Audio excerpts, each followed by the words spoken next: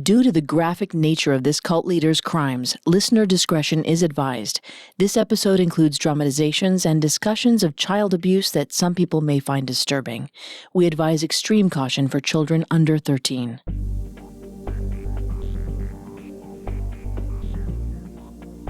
Hi, I'm Greg Polson, and this is Cults.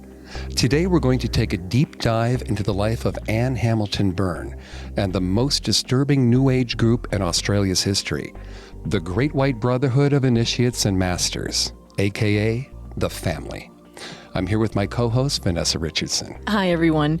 Today, in part one of our two-part episode, we will focus on Hamilton Byrne herself, her life, her psyche, and how she turned from a troubled child into one of the most notorious female cult leaders in history. In part two, we'll broaden our focus from Anne-Hamilton Byrne to the cult she founded, known as the Great White Brotherhood of Initiates and Masters, or simply the Family. We'll learn about the different members of this cult and the tactics Hamilton Byrne used to transform ordinary people from law-abiding professionals into abusive monsters. The Great White Brotherhood of Initiates and Masters was started by Anne-Hamilton Byrne in 1963 and operated from its bases in Lake Eildon and the Dandenong Ranges outside of Melbourne, Australia until the early 1990s. The people who followed Anne-Hamilton Byrne believed she was the reincarnation of Jesus Christ in female form, returned to lead humanity back from the brink after a coming apocalypse. She is one of only a few female cult leaders, but her influence was no less powerful than her male counterparts. By the mid-1970s, she had amassed a following of over 500 people. Anne was a master manipulator, beautiful and charismatic, with hypnotic blue eyes. She used psychedelic drugs to control her followers. But who would join an apocalyptic cult whose members indulged regularly in LSD? Well, not the first people you'd think of, or even people of apparent disrepute. Now, Vanessa's going to take over on the psychology here and throughout the episode. Now, please note, Vanessa is not a licensed psychologist or psychiatrist, but she's done a lot of research for the show. Thanks, Greg. The members of Anne's cult were professionals who held sway in the legal, medical, judicial, and academic communities, areas largely respected in mainstream society. It was this respect which gave Anne her power, allowing her to use her followers to manipulate trusted societal institutions, to amass wealth, property, and to persecute the true victims of the Great White Brotherhood, the 28 children who were forced into the cult through shady adoptions and various other underhanded tactics. LSD, doomsday prophecies, and a bizarre collection of children. Where should we begin our story? Since Anne-Hamilton Byrne had a fascination with children later in life, perhaps the best place to start would be her childhood. What can you tell me about it? Well, on the whole, it was an impoverished, wretched background. Perhaps that's why Anne Hamilton ended up changing her name. She was born Evelyn Grace Victoria Edwards in 1921 in Sale, a city in the Gippsland region of the Australian state of Victoria. Sale was a small farming town with only one main street. Though the town was small, Evelyn's family was not. She was the eldest of 7 children. That's interesting that she herself was part of a large family, given that she'd go on to amass a family of 28 children. Who were Evelyn's parents? Her father, Ralph Edwards, was born in 1892 in inner-city Melbourne, Australia. He lost his first wife in childbirth when he was fighting in World War I.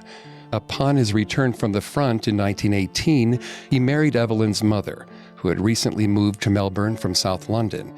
Florence Hoyle believed she was a medium who could commune with the dead. But to the townspeople, she was just the lady who set fire to her hair in the street. And to psychiatrists, she was a paranoid schizophrenic. Vanessa, can you unpack that term? Sure thing. Schizophrenia is a serious mental illness that can be crippling without proper care. It's a kind of psychosis, which means that those suffering from it can find it difficult to distinguish fantasy from reality. The afflicted have hallucinations, delusions, hear voices that aren't there, and can even believe that someone else controls their thoughts. They may be paranoid of others and shut themselves off from the rest of the world. That fire episode sounds serious. Did she get any treatment? Well, Florence was first committed in 1941 when Evelyn was 20 years old. She spent almost half her life, 27 years, in mental hospitals. Royal Park, Mont Park, Ararat, and Sunbury. Unfortunately, none of these places were able to help. She would die committed. So Florence didn't get treatment until Evelyn was already an adult. That could have been nightmarish for her kids. Did Ralph act as a buffer between his wife and their kids when they were younger? No, he would come in and out of his family's lives. After Evelyn was born, he abandoned the family. In 1924, when Evelyn was 3, he turned up in a fishing community on Victoria's western coast. On official documents, he's listed his religion as spiritualist, and his number of children, 0. This disappearing act became a regular occurrence, with him vanishing every few years. With her father gone and her mother mentally unstable, records show that Evelyn's younger years were spent in the old Melbourne orphanage. That's a shame. You know, being institutionalized at a young age can have lasting psychological effects on a child. What kind of effects? Well, a study conducted in 1997 by James Sengendo and Janet Nambi found that orphan children were acutely aware of the change in their quality of life from when they had parents to when a parent got sick to when they were orphaned. These orphans were also at a higher risk for negative effects as a result of their abandonment. This means they're more likely to develop psychological disorders. This study found that foster parents and orphanage staff are, more often than not, unequipped to offer emotional support. As a result, many orphans suffer from severe depression and feel angry even after they're adopted. Are you saying that foster care isn't beneficial? I know tons of foster parents who don't view their children as adopted children, but just as their children. Like they love them like their own. That's a good point. I was only saying that unless the foster parents are adoptees themselves, it can be difficult for them to get inside their child's head and provide the type of emotional support that child needs. However, there is science to support the benefits of foster care. Really? What kind of science? Well, when a child is neglected the way that Evelyn was, and that leads to her being orphaned, it can have physical effects on the brain. In terms of electrical activity, if you think of a healthy brain as a 100-watt bulb, orphans usually have a 40-watt. That's because a child's brain needs a reliable source of attention, affection, and stimulation.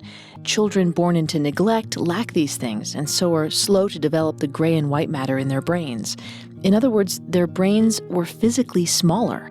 So what's the difference between gray and white matter? Well, gray matter includes regions of the brain involved in muscle control, sensory perception, emotions, decision-making, and self-control. Now, white matter is the insulation between the gray matter. It can transmit electrical signals far more quickly than gray matter, allowing different sections of the brain to communicate. If you think of the brain as a city, gray matter is like the big buildings where all the work gets done, and white matter is like the telephone lines, allowing quick transmissions from one building to another. So how does foster care factor into this? The study found that for kids in an orphanage, these problems persisted. However, when a child was adopted by foster parents, their brain's development increased. They made improvements in IQ, socio-emotional functioning, and language, though they still fell short of the control group who had never been institutionalized.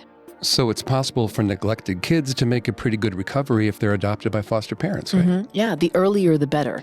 The results improve drastically if the child is adopted before age 2.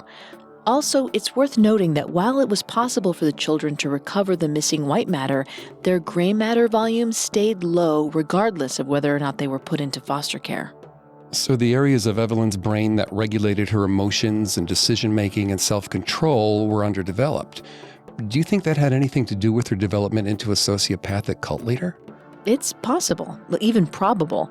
But given that most children of adoption go on to lead relatively normal lives, it can't be the whole picture. We have to continue with the story. The last documentation we have of Evelyn's childhood years comes in 1929, when she was enrolled in the Sunshine Primary School on Melbourne's west side at age 8. The only one who knows anything about those years is Evelyn herself, and she's not exactly giving out any interviews. When does the paper trail catch up with her? In 1941, she resurfaced with a new name, Anne-Hamilton.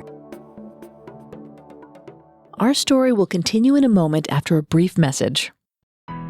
And now, back to our story. When we left off, 20-year-old Evelyn Edwards had changed her name to Anne-Hamilton. We'll never know the exact circumstances which led to her name change, but that change was symbolic of a greater one Anne was trying to make in her life. She'd grown up in a broken home. the child of neglect, and she wanted to make things normal. What that meant to Anne was being part of a family of her own. Since she was no longer a child, she did what adults do when they want to start a family. Records show that same year, she married a farmer named Lionel Harris, whom she'd met at a fruit farm in Sydney where she worked. Her desire to be with him was so strong that she convinced Lionel to desert the army for 8 months during World War II to be with her, an early showcase of Anne's hypnotic power over people.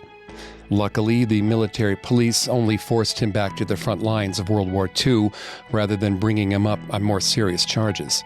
The fact that Anne changed her name indicates an attempt to solve an identity crisis by defining a new identity not only in action, but in name as well.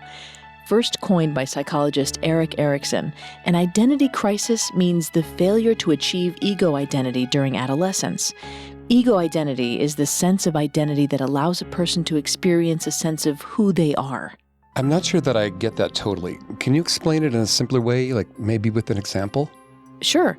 Children who grow up without parents or with neglectful parents can suffer an identity crisis because parental role models are key to a child's development of a sense of self. A son sees his father spit watermelon seeds into the trash can, and he does it too. Then in his adolescent years, he spits watermelon seeds into the trash can, and his friends ask him why he does that. He replies that it's just what he does, not realizing how his parent has contributed to his own sense of self. So why did Anne try to reinvent herself by creating a family with Lionel? Well, children without role models are aware that they're missing out on something. They see other children have parents and recognize the absence of parental figures in their own lives.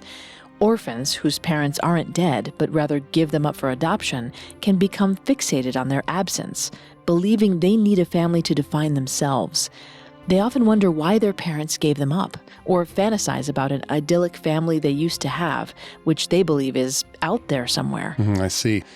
Now, Anne also got numerous cosmetic surgeries over the years. Could that be connected to her struggle to define herself? Absolutely. That's fascinating. But keeping in with what you're saying, the one thing that remained constant throughout Anne's life was her search for a family of her own. After the Second Great War, in the 1950s, Anne and Lionel were planning to start a family. Despite her turbulent upbringing, Anne was living a pretty normal life, and she and her husband were planning to adopt a child. Bernardo's Homes is a charitable organization that connects children with couples looking to adopt. They had a baby boy they'd set their hearts on. Anne was so close to forming the family she'd been searching for since childhood. And maybe she would have if disaster hadn't struck. On January 8, 1955, Lionel Harris was killed in a car crash in Bathurst, cutting short any plans the two of them had to adopt their son. Anne's life was shattered in that moment. Losing a spouse is one of the most psychologically taxing events a person may have to deal with in their life. It brings on feelings of depression, anxiety, anger, and exhaustion. It can even cause physical ailments such as digestive problems. In Anne's case, her grief over losing her husband was exacerbated by the failed adoption. It was almost like she'd lost a child as well. She was so close to realizing her vision of the perfect family which had eluded her since childhood, and then it was all taken away in one moment. What does a person do after that kind of trauma? You mentioned the psychological and physical effects, but what do they do? Well, people have different ways of coping, but the unfairness of the entire situation can lead them to ponder some of the biggest questions available to us. What does it all mean? Is there a plan? You mentioned that Anne said she was the reincarnation of Christ. I wouldn't be surprised if this was the moment she turned to religion. That's pretty sharp. Anne had been taking yoga classes for some time before Lionel's death. Yoga was just coming into popularity shortly after the end of World War II, and she'd taken a liking to it. Now, with her husband gone, Anne found community amongst the other women participating in the fad. The exercise also helped get her in touch with her spiritual side. She said that yoga helped one achieve a physical peace, which she would later claim was the foundation of accessing the spiritual plane. Anne became a leader in the classes she attended and saw that people would follow her. For now, this community became a suitable substitute for a family. Did she take some kind of leadership role to make her position in that family official? Yeah. In 1960, when she was 1 year shy of 40, Anne became a tantric yoga instructor in Melbourne, Australia. The classes combined exercise with Anne's own brand of pseudo-Eastern philosophy. Eastern philosophy was the one thing Anne retained from her mother, who had used the teachings to supplement her work as a medium. She started teaching classes in the Gita School of Yoga after she met the studio's owner, Margaret Segisman, on a rainy day in Melbourne. Anne saw the woman struggling to pull some awnings down outside her school and helped her out. Anne introduced herself as a physiotherapist and nurse, and the two became friends almost immediately. I imagine Anne couldn't stop at just being a role model for these women. Did she take steps to make them a more permanent part of her family? Well, Anne's clientele would become some of her first initiates. The classes became very popular, attracting middle-aged women from the wealthier suburbs around Melbourne. Anne nurtured a reputation as a New Age guru, available to those who needed spiritual guidance. So she was using elements of Eastern religions, Hinduism and Buddhism. What texts was she interested in? Siddhartha and the Bhagavad Gita were among her favorites. Now that is interesting. What are you zeroing in on? Well, I think we're seeing the origin of Anne's cult leader persona here. If we take a moment to discuss the content of Siddhartha and the Bhagavad Gita, I think you'll see what I mean. Siddhartha is the story of a young man of the same name who goes on a quest for enlightenment. In the beginning, he has all the trappings of wealth and lives amongst wealthy people who believe they know all there is to know because of their status. However, Siddhartha sees that the wealthy are detached from life and can only view it as a game. Unsatisfied with this frivolous existence, Siddhartha renounces his fortune and sets out on the road in search of a guru.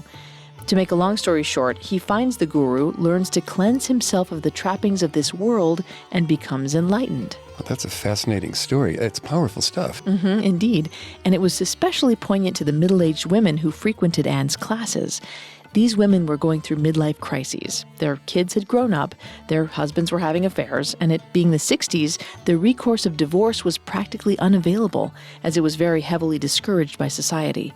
Like Siddhartha, they lacked purpose in their lives and went in search of a guru who would show them the path to a more meaningful existence. I see. The book helped Anne to see what these people were lacking in their lives.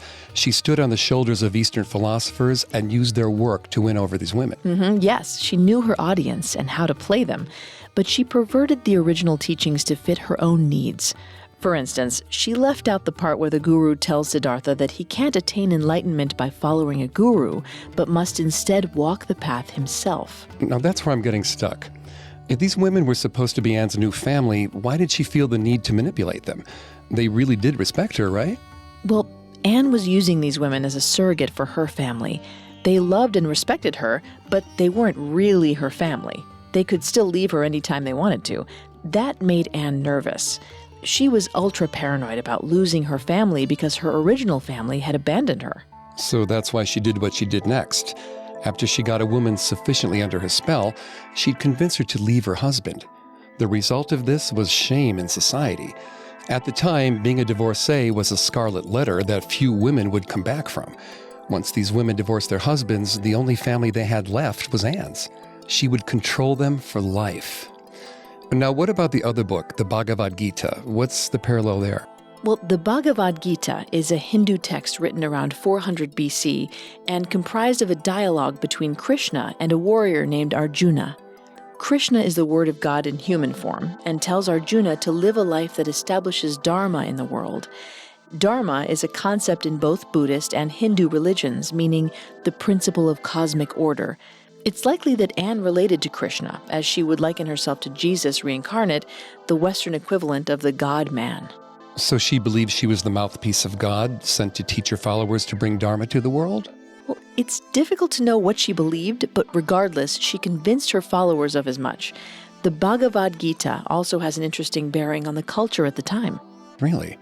Well, what kind of cultural bearing could a Hindu text from before Christ have on the people of Australia in the 60s? Well, the 60s were a time when it seemed that Dharma had gone from the world, and things needed to be put back in order.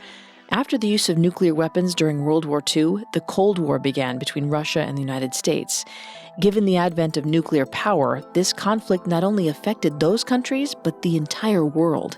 The threat of nuclear annihilation was very real and felt globally. Mutually assured destruction.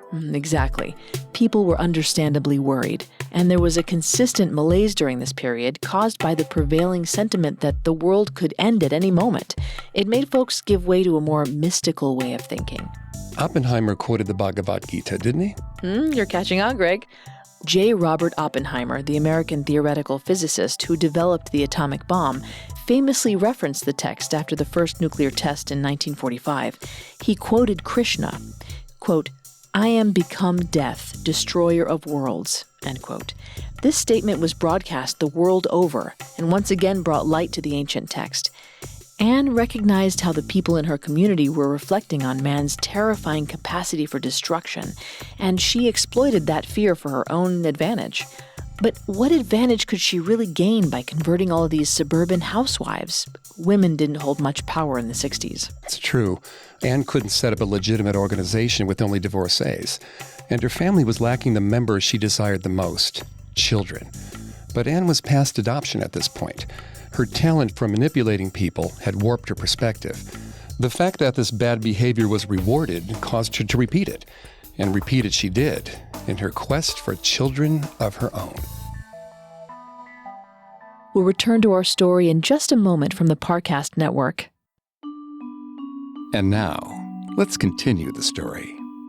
Children couldn't just be convinced to join Anne's family. It's not up to them.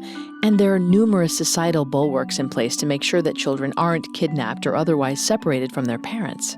Anne was aware of that.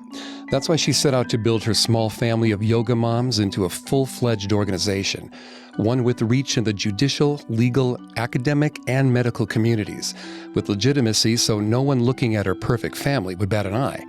In 1962, Anne set her sights on Dr. Raynor Johnson. Dr. Johnson was a highly respected physicist and author. Beyond being a hugely respected scientist, he was also a highly praised academic, the master of Queen's College at the University of Melbourne. His social circle included wealthy and important people, such as the founders of the Liberal Party and the owners of Ansett Airline. With his support, she could legitimize her cult. I see. Anne's plan was to recruit this reputable man to be her follower, to gain influence on his wealthy friends, giving her the power to acquire children through shady channels. And once she had the children, anyone potentially suspicious of her large family would see that her organization was made up of respected professionals. They wouldn't see it as a cult. Exactly. But how in the world did she convince a theoretical physicist to become her supplicant? Surely he should have known better. Well, that's going to be a running theme in this cult. The smartest, most highly respected people can be just as gullible as your everyday Joe. Sometimes we idolize status too much. That's right. Societal status doesn't always speak to one's true aptitude. One can be extremely highly educated and yet have a psychological naivete. In fact, someone's education can bolster their naivete. If a person believes they are smart and has societal credentials to prove it, they may be more susceptible to cultic brainwashing. After all, if you believe it's impossible for you to be fooled, that might be because you're playing the fool. So what happened next? How did she use Dr. Johnson? Well, Dr. Raynor Johnson was very, very gullible and checked up on him for a few weeks. She had friends at Queen's College feeding her information about him. She also slept with his gardener to gain inside information about the goings-on inside his house, as well as his relationship with his wife. She gathered this information to pretend she was clairvoyant. 3 days before Christmas 1962, on a Saturday night, Dr. Johnson was sitting in his study when he heard the doorbell ring. On what he referred to in his diary as a day of destiny, he answered that doorbell and was met by Anne, whom he judged to be 10 years younger than she actually was. Anne addressed the 61-year-old saying, "I don't think you know me, but I know you well. My name is Anne." She did her practice ploy, dazzling him with her insights into his life. She said she knew he was going to India with his wife, and that his wife was going to get sick over there. Now, the creepy thing is, Dr. Johnson and his wife did go to India, and his wife did get sick with dysentery. From that moment, Raynor believed fully that Anne was the Messiah and would be her puppet. What was their relationship like from that point? Johnson was enamored with Anne. She lured him into sympathizing with her by telling him about her tragic past, often embellishing the details. She told him about her first husband's tragic death and intimated that she had lost 3 children and contemplated suicide during the marriage, though all this was false. She told Johnson that God had a divine plan and that he was part of it. She wanted to give him what she already had, eternal life, and a perspective outside the constraints of physical being. What does that mean? Well, she said she'd traveled through the cosmos and held court with the enlightened ones.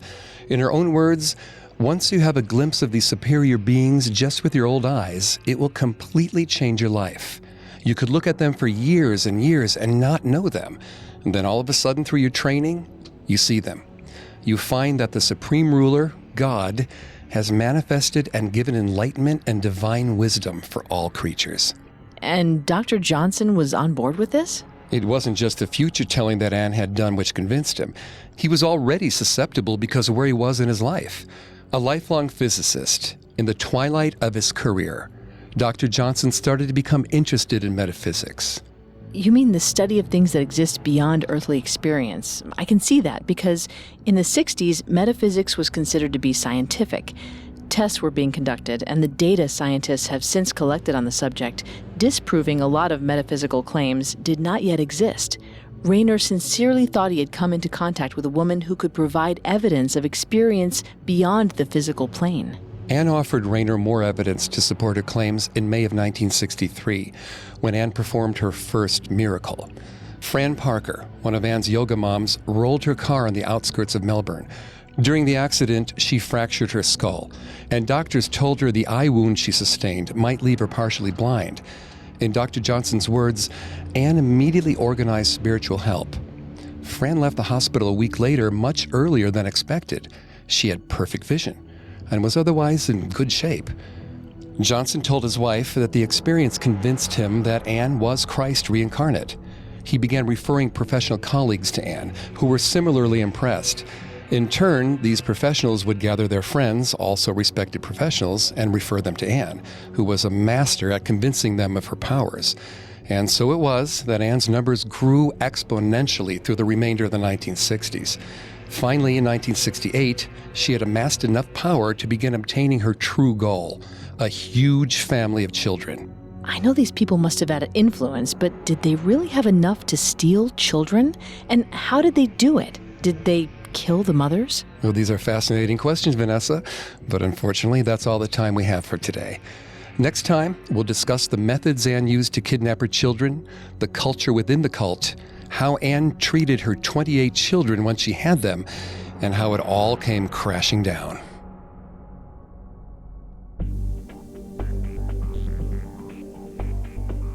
Thanks again for tuning into Cults. If you want to listen to any previous episodes of Cults, you can find them on iTunes, Google Play, SoundCloud, Stitcher, and Spotify, or on our website, parcast.com, spelled Parcast.com. If you like what you hear, please leave a 5-star review or tell us what you think on social media. We're on Facebook and Instagram as @Parcast and Twitter @Parcast Network. It seems simple, but it really helps our show. Join us next Tuesday as we continue delving into the twisted psychology behind Anne-Hamilton Byrne's family. Cults was created by Max Cutler and is a production of Cutler Media and is part of the Parcast Network. It is produced by Max and Ron Cutler, sound design by Ron Shapiro, production assistance by Joel Stein, Maggie Admire, Carly Madden, and Jeanette Manning. Cults is written by John Gray and stars Greg Polson and Vanessa Richardson.